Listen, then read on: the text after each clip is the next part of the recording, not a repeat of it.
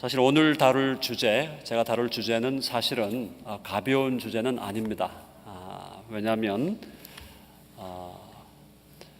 루이스가 썼던 책 중에 1940년도에 출간된 책이 바로 고통의 문제라는 책입니다. 고통의 문제. 이것이 어떤 신학적 주제가 아니라 일단 오늘 제가 고통의 문제라고 할 때는 책의 제목인 걸 아셔야 되겠어요. 그래서 The Problem of Pain, The Problem of Pain. 그래서 고통의 문제라고 번역이 되어 있는 책인데 그 책을 통해서 우리가 어떻게 고난을 이기는 신앙을 확립할 것인가, 어떠한 고난도 이길 수 있는, 정말 어떠한 고통과 고난이 온다 할지라도 우리의 믿음을 지킬 수 있는 정말 굳건한 신앙을 어떻게 하면 우리 가운데 우리의 내면 속에 확립할 것인가, 그런 우리 주제, 그런 관심을 가지고 오늘 주제를 다루어 보도록 그렇게 하겠습니다. 먼저 로마서 제가 한 절만 읽어볼게요. 로마서 8장 18절 말씀, 너무나 우리가 잘 아는 말씀인데요. 로마서 8장 18절, 생각하건대 현재의 고난은 장차 우리에게 나타날 영광과 비교할 수 없도다. 아멘. 현재의 고난은 장차 우리에게 나타날 영광과 비교할 수 없도다. 이미 우리가 어제 저녁에 첫 시간, 둘째 시간 통해서, 그리고 오늘 아침 셋째와 넷째 시간 통해서 바로 이 영광의 무게에 대해서 우리가 서로 대화를 나눴잖아요. 그리고 고통과 고난의 문제가 우리의 삶 속에, 그 고통과 고난의 문제를 우리는 삶 속에서 결코 피할 수 없는 것이다.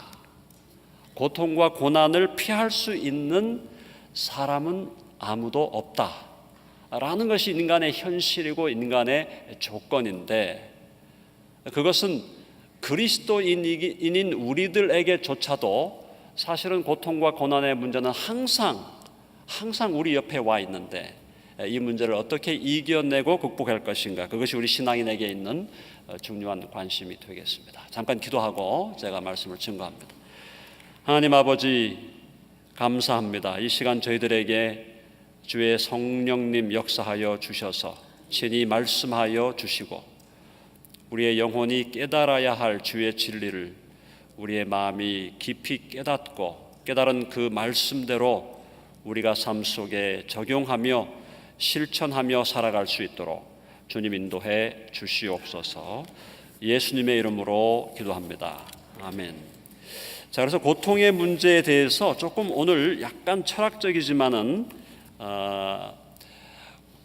과거의 그 철학자들이 고통의 문제와 더불어 함께 다루었던 문제가 뭐냐면은 악의 문제입니다. 악의 문제. 악의 문제와 고통의 문제는 사실은 연결이 되어 있어요. 자, 어떤 거냐 하면 하나님께서 정말 절대적으로 선하신 분이라면,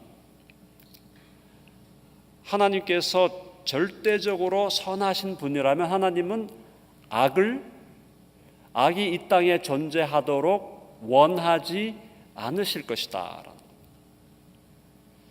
하나님이 정말 절대적으로 선한 분이라면 악을 두고 보실 수 없으실 것이다.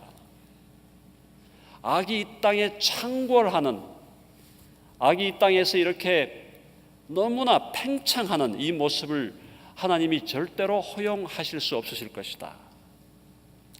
둘째는 뭐냐면, 하나님이 정말 전능하신 분이라면, 하나님이 정말 그 말 그대로 절대적인 능력과 파워를 가지고 계신 분이라면, 그 전능하신 하나님은 반드시 악을 제거할 수 있는 능력을 가지고 계실 것이다. 자, 그러면 하나님은 악이 존재하기를 원하지도 않으실 것이고, 하나님은 악을 반드시 제거할 수 있는, 필연적으로 제거할 수 있는 능력을 가지고 계실 것인데도 불구하고 현실은 어떠냐는 거죠. 현실은 어떻습니까? 악이 사라졌습니까? 아니면 악이 지금도 엄청난 능력으로 살아 움직이고 있습니까? 악은 지금도 살아서 역사하고 있다는 거예요. 악이 살아서 지금도 역사하고 있다면, 그렇다면 그것은, 악의 존재는 하나님의 절대적인 선을 무색하게 하는 것이 아니냐. 그리고 그 악의 존재는 하나님의 전능하신 능력을 또 사실 능력과 모순되는 것이 아니냐. 자, 결론적으로 어떻게 철학자들이 결론을 내렸냐 하면, 자, 그러므로 악이 이 땅에 실제하고 악이 이 땅에서 힘을 얻고 악이 이 땅에서 창궐하고 있다는 것은 하나님이 선하시지 않다는 것을 의미하고, 악이 이 땅에서 그토록 강력한 능력을 발휘하고 있다는 것은 하나님이 전능하지 않다는 것을 의미하는 것이다. 그러므로 그리스도인들, 너희들이 하나님이 전선하다는 것은 절대적으로 선하다. 하나님이 전능하다고 믿는 너희들의 믿음은 거짓이거나 허구에 불과하다 라는 것이 철학자들이 기독교를 향해서, 기독교 진리를 향해서 비판했던 비판의 내용이었다라는 것입니다.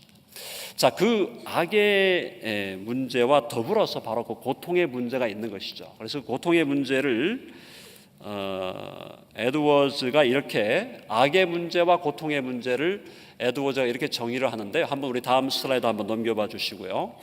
자, 고통의 문제를 에드워즈가 지금 어떻게 지금 정의를 내리고 있냐 하면, 만일 하나님이 선하시다면 그는 당신의 피조물들이 완전히 행복하게 만들기를 원하실 것이다. 하나님은 그가 원하시는 것을 이루실 수 있다. 자, 그러나 피조물들은 행복하지 않다. 그러므로 하나님은 선함이 부족하시거나 아니면 능력이 부족하거나 아니면 둘 다 부족한 것이다. 이것이 가장 단순한 형태로 표현된 고통의 문제이다. 그러니까 지금 루이스가 악의 존재와 고통의 문제, 악의 문제와 고통의 문제를 연결시키면서 오늘 이 고통의 문제를 이렇게 정의를 내리고 있는 겁니다. 그러니까 무슨 뜻인가 하면, 하나님이 선하시다면 하나님은 피조물의 행복을 원하실 것이다. 그리고 하나님이 전능하시다면 하나님은 피조물들을 행복하게 하실 수 있다.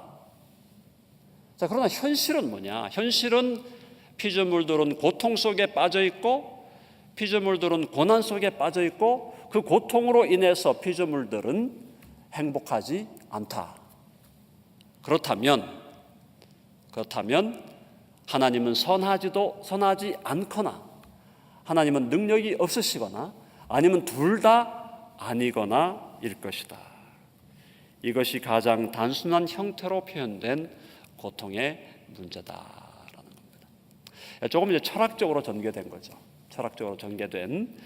그래서 바로 이런 문제를 가지고 철학자들이 고민하고 또 신학자들이 고민해 온 그 내용에, 그 문제에 대해서 사실은 이제 C.S. 루이스가 The Problem of Pain이라고 하는 그 책에서 자기가 성경을 통해서 또 하나님의 말씀을 통해서 발견한 진리와 통찰을 활용해서 이 고통의 문제를 풀어내는 것이, 고통의 문제에 대한 가장 성경적이고 또 가장 설득력이 있는 답변을 제시하는 것이 바로 이 책, 고통의 문제라는 이 책의 근본 주제가 되는 것입니다.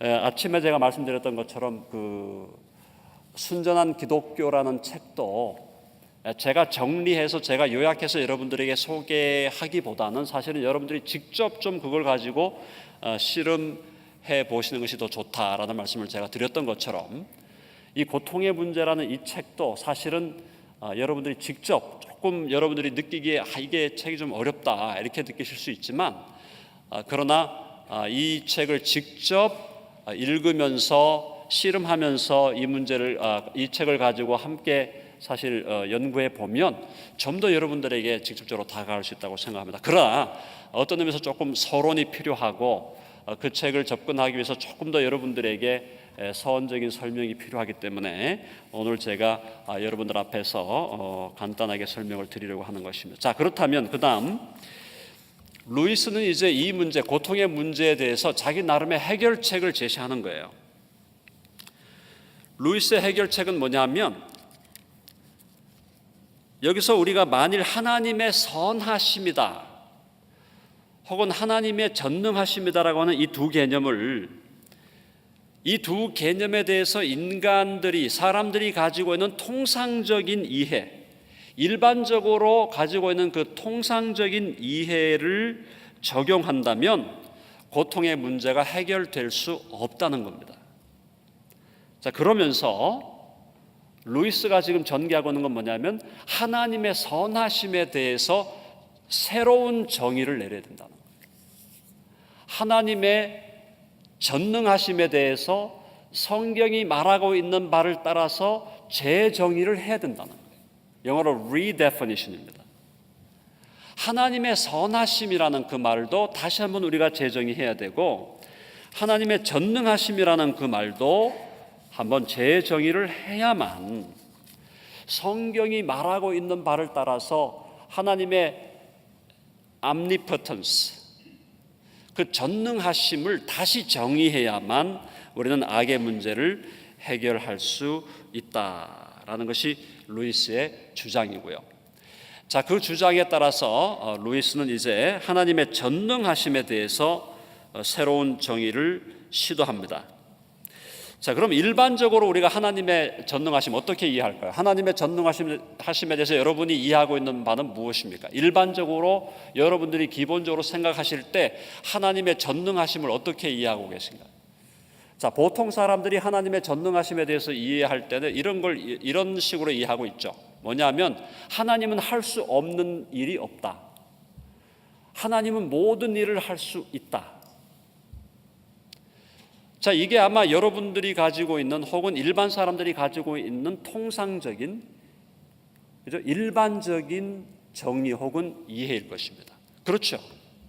하나님의 전능하심이라는 것은 하나님은 할 수 없으신 것이 없다. 모든 것을 할 수 있고 마음대로 하실 수 있다라는 것이 일반적인 이해인데, 자, 그래서 모든 것 혹은 무엇이든 할 수 있는 능력, power to do all or everything, 이렇게 우리가 정의를 할 수 있는데, 자, 그렇다면 과연 성경이 그렇게 이야기하고 있느냐라는 겁니다. 자, 그런데 성경은 말하기를 하나님이 하실 수 없는 것이 있다는 거예요. 하나님이 하실 수 없는 것이 있다는 것입니다. 뭘까요? 하나님이 하실 수 없는 것이 몇 가지가 있는데 그게 뭐냐면 하나님은 거짓말을 하실 수 없습니다. 여러분 믿으십니까? 하나님은 거짓말을 하실 수가 없어요.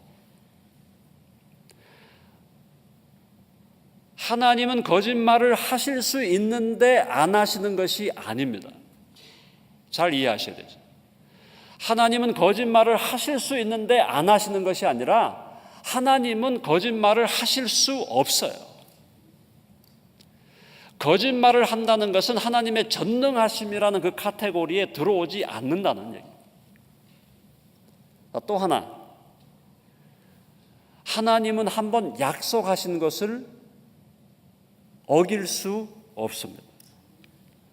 하나님은 약속하신 것을 폐기할 수 없어요. 여러분 이해됐어요? 하나님은 약속한 것을 폐기할 수 있음에도 불구하고 안 하시는 게 아닙니다. 하나님의 본성상 하나님의 본성상 하나님은 약속하신 것을 절대로 폐기하실 수 없다는 것. 하나님의 본질상 하나님은 거짓말을 하실 수 없다는 거예요. 자, 그렇게 본다면 우리는 하나님의 전능하심에 대해서 성경이 말하고 있는 바른 이해를 따라서 정의를 해야 된다는 겁니다. 하나님의 전능하심이라는 것이 하나님이 정말 못할 것이 없고 할 수 없는 일이 하나도 없다라는 그런 의미가 아니구나. 하나님이 모든 것을 하실 수 있지만 하나님의 본성에 배치되거나 하나님의 본질과 모순되는 것은 하나님도 하실 수 없구나라는 것을 우리는 깨달아야 한다는 것이고, 그것이 하나님의 전능하심에 대한 바른 이해다라는 것입니다. 여러분, 이해가 좀 되시는지 모르겠습니다. 하나님이 거짓말을 하실 수 없다. 이해되세요? 하나님이 약속하신 것을 폐기할 수 없다. 이해가 되세요? 이해되시는 분 손 한번 들어보십시오. 다 이해되시는 것. 네. 여러분 답은 안 하시지만 다 이해를 하고 계신 걸로 믿고 넘어가도록 하겠습니다. 자, 그래서 C.S. 루이스가 하나님이 할 수 없는 것에 대해서 또 하나를 이야기를 드는 게 뭐냐면, 루이스는 심지어 전능하신 하나님이실지라도 상대적으로 독립적인 본성을 창조하심이 없이 자유로운 영혼들의 사회를 창조할 수 없다고 주장하고 있는 겁니다. 자, 무슨 말인가 하면은 하나님이 사람을 창조하실 때 그 사람을 창조하신 것은 자유로운 영혼들의 사회를 만드시려는 것이었다. 자유로운 영혼들의 사회를 만드시려는 하나님의 그 목적을 달성하기 위해서는 하나님은 상대적으로 독립적인 인격을 만들어야 된다. 상대적으로 독립적인 인격. 그게 누구예요? 상대적으로 독립되어 있다는 말은 무엇이냐면은 하나님과 인간의 관계를 말하는 겁니다. 하나님과 인간은 독립이 되어 있는 거예요. 하나님은 인간과 분명히 구별되어 있습니다. 자, 그러나 하나님과 인간의 그 구별이 절대적인 독립은 될 수가 없죠. 상대적이라는 것은 뭐냐면 여전히 인간은 하나님께 의존되어 있는 존재다. 자, 이게 굉장히 신비한 얘기입니다. 하나님이 사람을 당신의 형상으로 창조하셨을 때, 하나님이 사람을 당신의 형상으로 창조할 때 그 사람을 하나님과 구별된 개체로 창조하신 거거든요. 그래서 그 사람에게 상대적인 독립성, 그 자신이 자신의 삶에 대해서 결단을 내리고 자신의 삶에 대해서 생각하고 고민하고 또 계획을 세우고 행동할 수 있는 그런 존재로 만들었죠. 그러나 이 사람이 하나님의 형상을 가지고 하나님의 형상에 따른 자유의지를 가진 그런 독립적인 존재이긴 하지만 이 사람이 절대로 하나님의 절대적인 통치를 벗어날 수는 없는 거잖아요. 하나님의 통치를 벗어나서 하나님과 1대1로 맞대응할 수 있는 그런 존재로 만든 게 아니라 하나님의 절대적인 통치 하에서 하나님께 의존되어 있지만, 하나님께 절대적으로 의존되어 있지만 그럼에도 불구하고 하나님과 구별되어서 하나님 외에, 하나님 밖에 있는 어떤 타자로 존재하면서 그가 상대적인 독립성을 누릴 수 있도록 사람을 만드는 겁니다. 자, 하나님은 절대적인 인격이신데 그 절대적인 인격이 상대적인 인격을 창조하신 거예요. 자, 그래서 다시 한번 루이스 얘기를 들어보면 하나님이 심지어 전능하신 분이라 할지라도 상대적으로 독립적인 본성을 창조하심 없이 우리들에게 상대적인 독립성을 주지 않고는 자유로운 영혼들의 사회를 창조할 수 없다고 루이스는 주장하고 있습니다. 자, 그래서 하나님은 인간을 진정한 자유의지, 그것은 뭐냐면 상대적이고 피조적인 의미에서의 자유의지죠. 오늘 아침에 아마 질문하면서 자유에 대해 질문을 했는데, 사람에게 자유가 있다고 할지라도 그 자유는 상대적인 자유, 즉 하나님께 의존된 자유죠. 그리고 피조물의 자유죠. 창조주의 자유를 우리에게 주신 것이 아니죠. 피조물인 우리에게 창조주이신 하나님이 누리시는 자유를 주신 건 아니에요. 그러나 자유를 안 주신 것도 아니라는 거예요.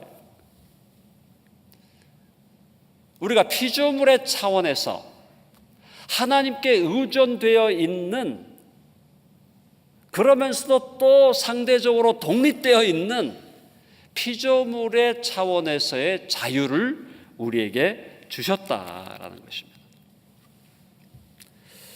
자, 그래서 루이스는 이렇게 주장합니다. 우리가 살고 있는 현재의 세계가 모든 가능한 우주들 중에 최고의 우주는 아닐지라도 유일하게 가능한 세계일 것이다. 그 말은 무슨 뜻인가 하면, 하나님께서 당신이 창조한 사람을 한편으로는 로봇이나 기계로 만드시지 않으시고, 로봇이나 기계가 아니라 스스로 결정하고 자발적으로 계획을 세우고 또 그 자발적인 의지를 따라서 행동하고 결단하는 그런 독립적인, 그런 자유로운 존재로 만드신 것은 바로 그렇게 만들기 위해서 하나님은 우리에게 자유를 주시지 않으실 수 없었다는 거죠.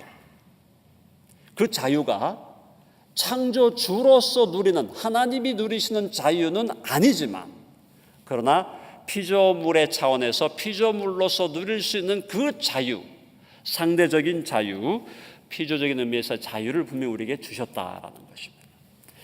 자, 그렇게 이제 하나님의 전능하심을 루이스가 설명한 다음에 하나님의 선하심에 대해서 루이스는 새로운 정의를 내리고 있습니다. 자, 그게 뭐냐면,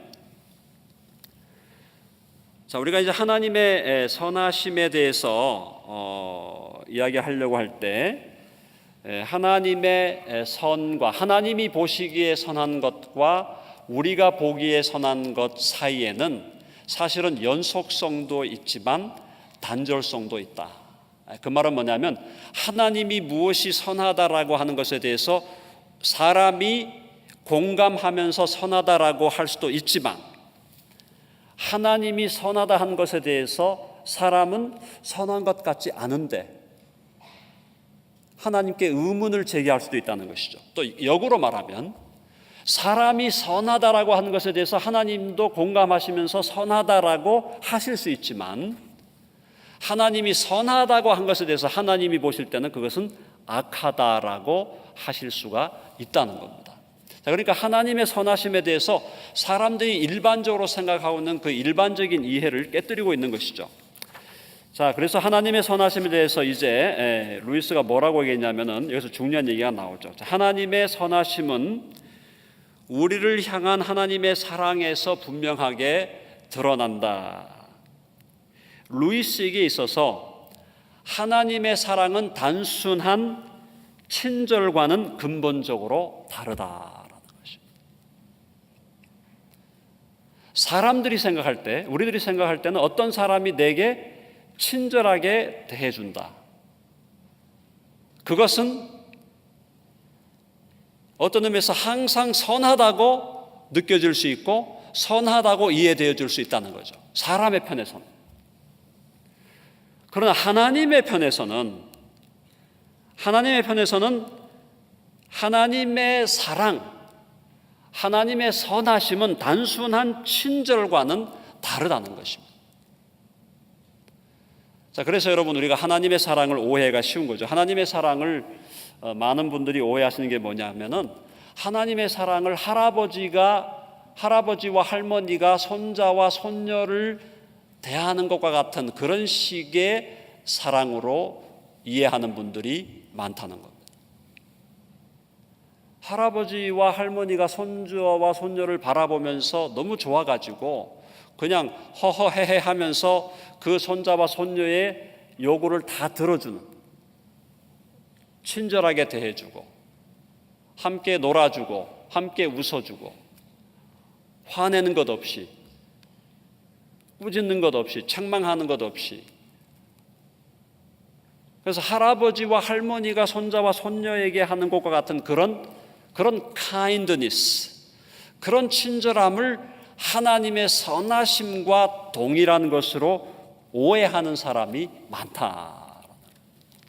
루이스는 이제 그 문제를 지금 제기하고 있는 겁니다. 자, 그래서 하나님의 사랑은 사랑의 대상인 우리 피조물의 고통을 제거하거나 무시하려는 친절이 아니다라는 것입니다. 오히려 하나님의 사랑은, 혹은 사랑을 통하여 나타난 하나님의 선하심은 피조물의 고통을 허용하고 그 고통을 안고 가는 사랑이다라는 것입니다. 자, 이것이 바로 성경이 우리에게 말하고 있는 하나님의 사랑이죠. 성경이 우리에게 말하고 있는 하나님의 선하심이에요. 우리의 고통을 제거하거나 무시하려는 친절이 아니라 피조물의 고통을, 오히려 어떤 의미에서 고통을 허용하고 또 그 고통을 하나님이 함께 안고 가시는 사랑이다라는 것입니다. 그걸 다시 말해서 루이스는 뭐라고 다시 얘기하고 있냐면, 하나님의 사랑은 당신의 사랑의 대상인 우리의 완전을 요구하는 사랑이며 우리를 완전하게 만드시기 위하여 여러 가지 방식으로, 때로는 고통을 통하여서도 친히 역사하시는 사랑이다라는 것입니다. 여러분, 이걸 믿으시는지 모르겠어요. 여러분, 이걸 믿으십니까? 분명히 이게 지금 루이스가 성경을 따라서 정의한 하나님의 사랑, 하나님의 선하심이에요. 우리는 인간적으로 생각할 때 모든 면에서 하나님이 그냥 친절하게 대해줬으면 좋겠잖아요. 뭘 이렇게 복잡하게, 뭐 이렇게 귀찮게, 뭐 이렇게 힘들게, 이렇게 힘든 과정을 겪어야 합니까? 저와 여러분의 인생을, 지금 저와 여러분이 인생을 70을, 80을, 60을, 50을 살았던, 어느 정도 살았던 간에 여러분의 인생을 한번 지금 드라마와 같이, 그죠? 지금 한번 영화와 같이 한번 틀어가지고 쭉 돌린다고 생각하면 저와 여러분의 인생 속에서 저와 여러분이 겪었던 고통이 얼마나 많은지, 물론 이제 우리가 만각의 은혜를 주님이 주셔서 많은 부분 잊어버린 부분도 많이 있지만, 그래도 저와 여러분이 당했던 그 고통, 그 아픔, 그 고난, 사실 쉽게 잊어버릴 수가 없잖아요. 저도 개인적으로 이제 고통하면은 사실은 제가 많은 고통을 당한 건 아닌 것 같지만, 저도 한번 고통을 한번 심하게 당한 적이 있거든요. 그 대표적인 것이 이제 제가 2007년이니까 지금부터 11년 전인데, 2007년에 제가 위암 판정을 받았어요. 그래서 위암 판정을 받아가지고 수술을 제가 했습니다. 위장 수술을. 근데 이제 다행히 그 위암이긴 하지만 조기 위암이었습니다. 자, 그래서 이제 수술을 해서 문제를 해결할 수 있다. 그래서 수술대에 올랐는데 그 암의 위치가 좋지 않아서 위장을 80%를 잘랐어요. 그러니까 80%를 잘랐으니까 사실 뭐 20% 남았다는 것은 정말 거의 안 남은 거죠. 그렇게 해서 80%를 자르고 나서 그 다음에 한 5년, 6년 동안의 삶이라는 게 굉장히 힘들었거든요. 정말 고통이었거든요. 먹을 수도 없고, 뭐 조금 먹는데 그 작은 것을 먹으려고 해도 입안에서 씹으려고 하면은 씹을 수가 없으니까 아무리 씹어도 안 되니까 이 씹는 것을 보통 200번, 300번 씹었고요. 그리고 너무나 힘이 드니까 에너지가 따르지 않으니까 너무나 힘든 상황에서 계속 그래도 티칭 사역을 해와야 되고, 자 그런 그 5, 6년의 그 회복의 과정을 거치면서 고통이 뭔가 하는 것을 저는 절실하게 경험을 했습니다. 근데 저 자신뿐만 아니라 아마 여러분들도 나도 다 한 고통 한다 이렇게 말씀하실 수 있으실 거예요. 다 한 고통 하셨죠?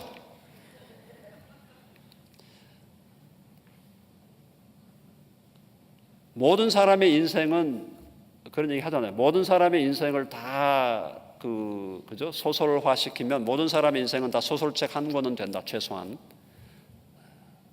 자, 결국 우리의 인생에 고통이 그렇게 문제가 많은데, 자, 고통의 문제를 대하면서 우리가 쉽게 이 문제를 해결하려고 하면 어떻게 해결하려고 생각하냐 하면은 하나님께 대해서 원망하는 거죠. 아니, 왜 그렇게 복잡하게 이렇게 문제를 만들어 가십니까, 하나님? 간단하게 그냥 제거해 주시고 고통의 문제를 그냥 없애 주시고 고난을 없애 주시고 그냥 우리들에게 친절하게 대해 주세요. 모든 일이 잘 풀리게 해 주시고 모든 일이 그냥 우리 생각대로 잘 되도록 그야말로 만사 형통하도록 해 주시면 되는데, 왜 이렇게 우리의 삶과 인생이 고통으로 가득 차고 그 고통과 더불어 씨름해야 되고 그 고통의 문제를 안고 눈물을 흘려야 되고 왜 아파해야 하는지. 그런데 하나님은 루이스에 따르면 성경 속에 드러난 하나님의 사랑과 하나님의 선하심이라는 것은 고통을 제거하거나 무시하려는 친절이 아니라 도리어 피조물의 고통을 허용하고 그 고통을 안고 가는 사랑. 그래서 그 고통을 허용하고 안고 가시면서 그 피조물을 하나님이 데려가려고 하는 목적지, 완전함의 자리로 우리를 데리고 가려는 완전을 요구하시는 사랑이다. 우리를 완전하게 만드시기 위해서 때로는 고통을 통하여서도 여러 가지 방식으로 친히 역사하시는 사랑이 하나님의 사랑이요 하나님의 선하심이다라는 것이 루이스의 주장이었습니다. 자, 그래서 하나님의 사랑과 선하심은 인간의 고통과 양립한다는 거예요. 하나님의 사랑과 선하심은 인간의 고통과 절대로 모순되지 않는다라는 것입니다. 여기서 루이스가 한 이야기를 제가 조금 읽어보겠습니다. 인간은 중심이 아니다. 하나님은 인간을 위해 존재하시지 않는다. 인간은 자기 자신을 위해 존재하지도 않는다. 주께서 만물을 지으신지라 만물이 주의 뜻대로 있었고 또 지으심을 받았나이다. 창조의 주된 목적은 우리가 하나님을 사랑하기 위한 것이 아니라, 물론 그것을 위해서도 창조되었지만 하나님이 우리를 사랑하시기 위한 것이다. 우리를 보고 기쁜 마음으로 사랑하시는 하나님의 사랑이 머물 수 있는 대상이 되기 위한 것이다. 하나님의 사랑은 우리의 현재의 모습에 만족해야 한다고 요구하는 것은 하나님이 하나님 되심을 그만두라고 요구하는 것이다. 도리어 하나님의 하나님 되심 때문에 하나님의 사랑은 그 본성상 우리의 현재 모습에 있는 어떤 오점들로 인하여 방해를 받고 불쾌감을 느낄 수밖에 없으며, 하나님은 이미 우리를 사랑하시기 때문에 우리를 사랑스러운 존재로 만드시기 위하여 반드시 일을 해야만 한다. 그래서 우리를 하나님의 사랑이 머물 수 있는 완전한 자로 하나님은 만들어 가시기를 원하시기 때문에 하나님은 고통을 우리에게 허용하신다라는 것입니다. 자, 그래서 하나님의 사랑에 대해서 조금 더 넘어갔어요. 하나님의 사랑은 끝없이 이타적인 사랑이다. 자, 그러나 하나님의 사랑은 결코 그 사랑의 대상에게 있는 선함에서 기인하는 것이 아니라 그 대상이 소유하고 있는 모든 선함을 도리어 창조해낸다. 먼저 사랑으로 그 대상을 존재하게 하고 그리고 나서 비록 파생적이지만 참된 사랑스러움을 가지도록 만드시고, 하나님은 완전히 선하신 분이다. 하나님은 좋은 것을 주실 수 있지만 그것을 필요로 하거나 받지 않는다. 그런 의미에서 하나님의 모든 사랑은 다시 말하면 바로 그 정의상 끝없이 이타적인 사랑이다. 그것은 모든 것을 주며 아무것도 받지 않는다. 그래서 하나님의 사랑은 하나님의 사랑의 대상을 진정한 의미에서 행복하게 만들고, 진정한 의미에서 완전한 자로 만들고, 진정한 의미에서 아름다운 자로 만드시려는 것인데, 바로 그것을 하나님의 사랑의 대상인 우리를 참으로 완전하고 참으로 아름답고 참으로 사랑스러운 존재로 만들어 가시기 위해서 하나님은 이 땅에서 우리가 고통당하는 것을 허용하신다라는 것이 루이스의 주장이 되겠습니다. 그래서 고통을 허용하시는 하나님. 자, 그런 의미에서 우리가 하나님의 선하심에 대해서 루이스가 새로운 지금 더 성경적인, 그래서 선하심에 대한 통상적이고 진부한 견해를 초토화시키면서 하나님의 사랑은 결코 인간의 고통을 허락하실 수 없다는 통상적인 개념은 무너져 버린다는 겁니다. 자, 이게 일반적인 생각이잖아요. 하나님의 사랑은 결코 인간의 고통을 허락해서는 안 된다. 하나님이 정말 나를 사랑한다면 하나님은 내게 고통을 보내서는 안 되고, 내가 고난받는 것을 허락해서도 안 되고, 내 삶에 실패가 있는 것을 허용해서는 안 된다. 이것이 일반적으로 생각하는 하나님의 선하심에 대한 생각이라면, 도리어 성경이 말하고 루이스가 성경을 통해서 깨달은 하나님의 진정한 의미에서 하나님의 선하심은, 자, 거기 보시면 하나님은 우리를 사랑하시기에 우리의 현재의 죄 많고 허물 많은 모습을 있는 그대로 받으시지만 그것은 시작일 뿐이다. 우리를 우리 모습 그대로 받으신 후 하나님은 우리를 온전히 사랑스러운 존재로 만들어 가신다. 그 과정에서 우리의 고통을 허용하신다. 그러나 이러한 고통에도 불구하고 우리는 온전히 사랑스러운, 따라서 온전히 행복한 존재로 변화되어 간다는 겁니다. 자, 다시 한번, 우리를 사랑스러운, 더 사랑스럽고, 그래서 하나님이 보시기에 더 사랑스러운 존재로 만들어 가시고, 그래서 우리를 더 행복한, 온전히 행복한 존재로 변화되어 가도록 하는 그 과정에서 하나님은 우리가 고통받고 고난받는 것을 허락하신다는 것입니다. 여러분 믿으시기를 바랍니다. 그것이 하나님의 선이고 그것이 하나님의 깊은 사랑이라는 거예요. 우리가 고난당할 때 하나님이 나를 버리신 것 같고, 하나님이 나를 지금 저주하시는 것 같고, 하나님이 나를 이지매 하시는 것 같고, 하나님이 나를 왕따시키는 것 같고, 하나님이 나를 떠나신 것 같고, 하나님이 나를 더 이상 돌아보시지 않는 것처럼 느끼고, 그렇게 그것 때문에 슬퍼하고 아파하고 눈물 흘리고 좌절하고 절망하지만, 사실은 우리가 생각을 거꾸로 해야 된다는 거예요. 하나님이 우리에게 때로 말할 수 없는 고통과 고난을 허용하시는 것입니다. 우리를 더 온전히 사랑스러운 존재로 만드시려는 뜻이고, 그것은 더욱 우리를 온전히 행복한 존재로, 더 하나님을 의지하고 더 하나님을 사랑하고 더 하나님을 가까이 하는, 그래서 하나님의 그 기쁨과 하나님의 영광에 참여하는 더 행복한 존재로 우리를 만드시기 위한 하나님의 사랑의 섭리였다. 그것이 루이스가 자신의 삶 속에서 느꼈던, 자신의 삶 속에서 어머니가 일찍 죽었던 사건, 그 외에 다양한 아버지와의 아버지와의 관계의 고통 속에 있어서 그 관계 속에서 느꼈던 그 절망과 허무, 그리고 그가 전쟁의 참화에서 느꼈던 것, 사실은 1940년대니까 아직 결혼을 할 때는 아니었지만 그동안 자기가 겪었던 고통 속에서 하나님이 내게 이 고통을 주신 것은 하나님이 정말 나를 저주하시려는 것이었나, 나를 그냥 힘들게 하기 위한 것이었나.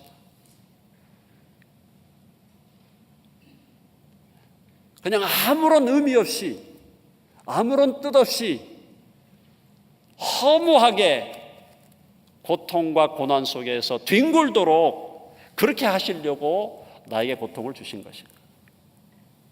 그 문제를 가지고 고민하다가 그게 아니구나, 그게 아니구나. 성경에서 말하고 있는, 성경이 우리에게 제시하고 있는 하나님의 사랑, 하나님의 선하심은 우리를 하나님 앞에서 정말 더 사랑스러운 존재로 만들어 가시기 위해서, 우리가 더 내재적으로, 더 내면 속 깊은 곳에서 진정한 행복을 느끼는 하나님의 사람으로 만들기 위해서 고통과 고난을 허락하셨다라는 것입니다. 자, 그렇다면은 고통과 고난이 이 땅에 필수적이 된 이유가 뭐냐? 하나님이 우리를 사랑하시는 그 사랑의 섭리 속에서 고통과 고난이 왜 필수적인 어떤 그 필수적인 그죠? 도구가 되었나라는 이제 질문에 대해서 루이스는 바로 그것은 인간의 죄와 타락 때문이다라는 거죠. 그래서 고통의 원인은 인간의 죄와 타락이다. 우리가 죄인이 아니었고 우리가 타락되지 않았다면 사실은 이제 고통이 허용될 이유도 없는 것이죠. 그러나 우리가 죄인이 되었고 타락하였기 때문에 고통을 통해서만 우리가 깨달을 수 있는 것이 있다는 것이죠.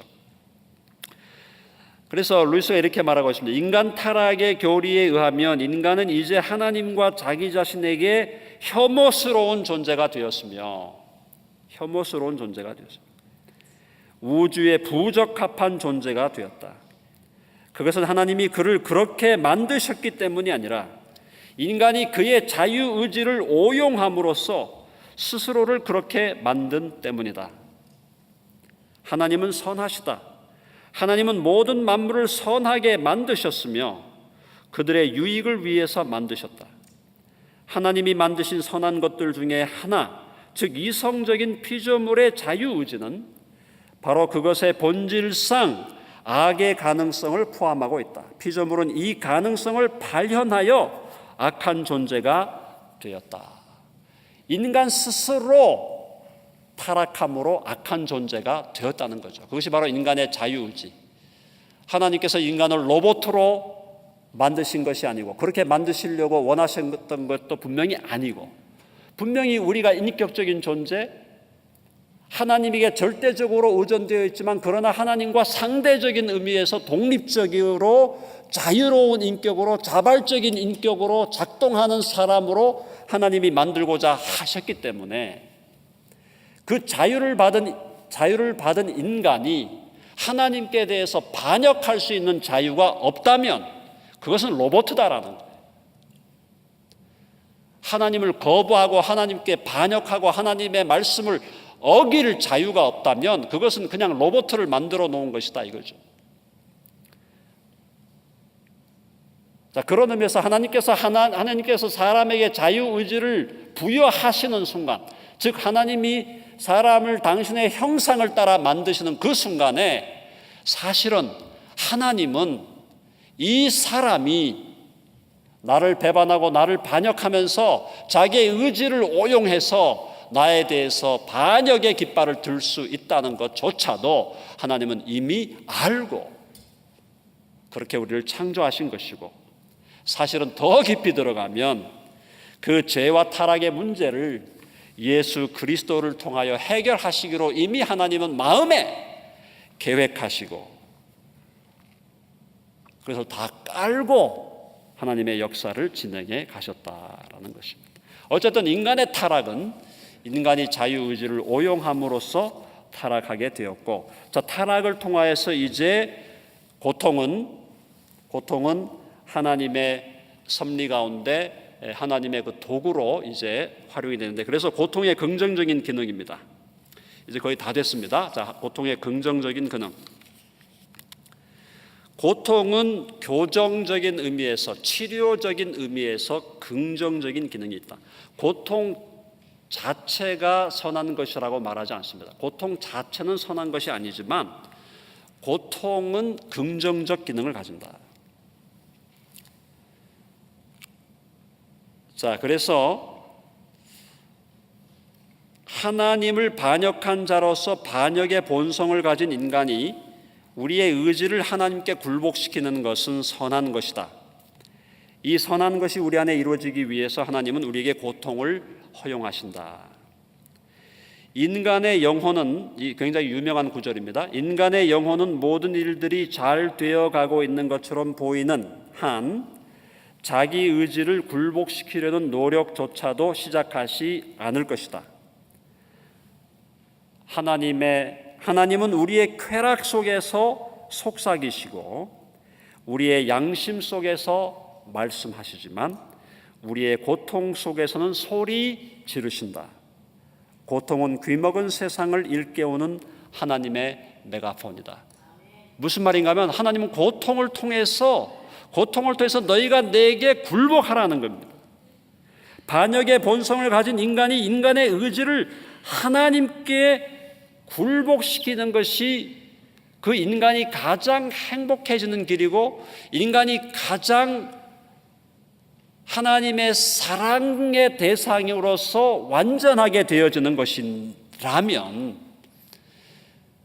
인간이 자기의 의지를 하나님께 굴복시키기 위한 그 목적을 위해서 하나님은 그 고통 속에서 메가폰을 들고 마치 소리를 지르시는 것처럼 역사하신다는 것입니다.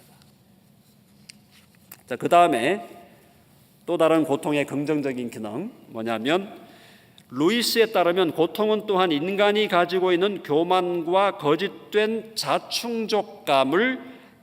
자충족감의 악을 깨뜨리는 기능을 담당한다.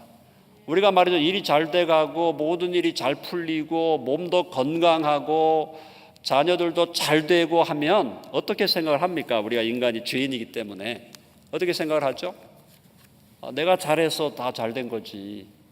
자기 자랑하게 되고 자기의 충족성, self-sufficiency, 나 자신만으로 충분하다라고 하는 자충족감으로 인간은 그 자충족감에 빠져서 그냥 희희낙낙한다는 거죠. 하나님에 대한 생각도 하지 않고, 하나님에 대해서 감사하지도 않고, 하나님께서 베풀어 주신 은혜에 대해서 감사하기는커녕 하나님을 다 잊어버리고 내 스스로 모든 걸 다 이뤘다고 생각하고 자충족감에 빠져서 그냥 살아간다. 이거 인간의 본성이다 이 말이에요. 악의 악한 본성.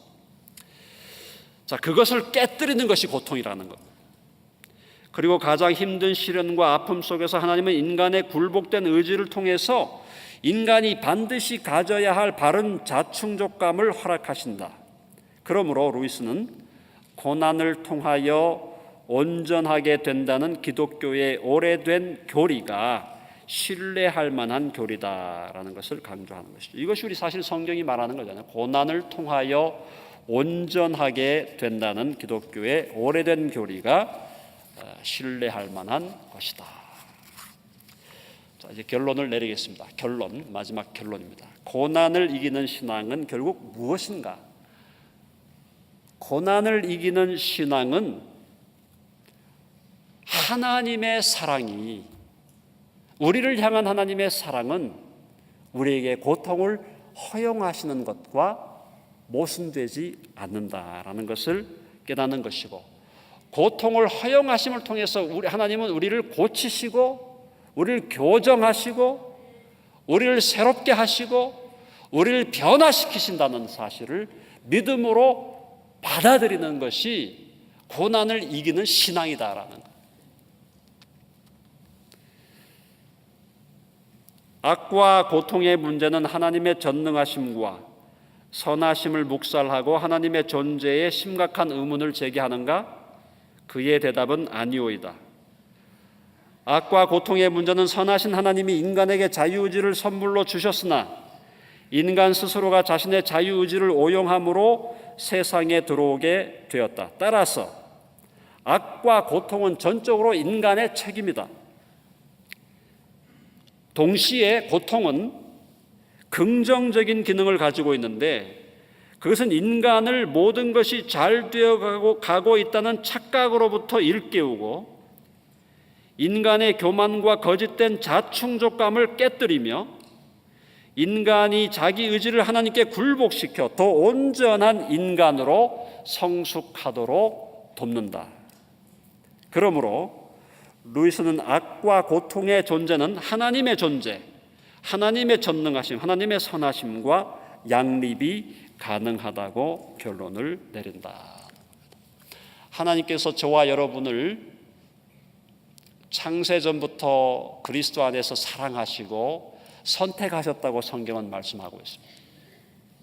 우리를 그렇게 그리스도 안에서 영원전에 선택하신 하나님이 그 사랑이 영원한 사랑이고 절대적인 사랑이고 영원한 하나님의 선하심, 절대적인 선하심에 기초한 것이라면 하나님은 우리를 변화시키고 우리가 갖고 있는 착각으로부터 일깨우고 우리가 우리 자신에 대해서 자충족감에서 희희낙낙거리는 우리의 생각을 깨뜨리기 위해서 그리고 하나님께서 정말 사랑하실 만한 더 사랑스러운 완전히 사랑스러운 존재로 우리를 만들어 가시고 우리를 하나님을 알고 하나님을 사랑함으로 말미암아 완전히 행복한 존재로 만들어 가시기 위해서 하나님은 고통과 고난을 허용하시는 줄로 믿습니다.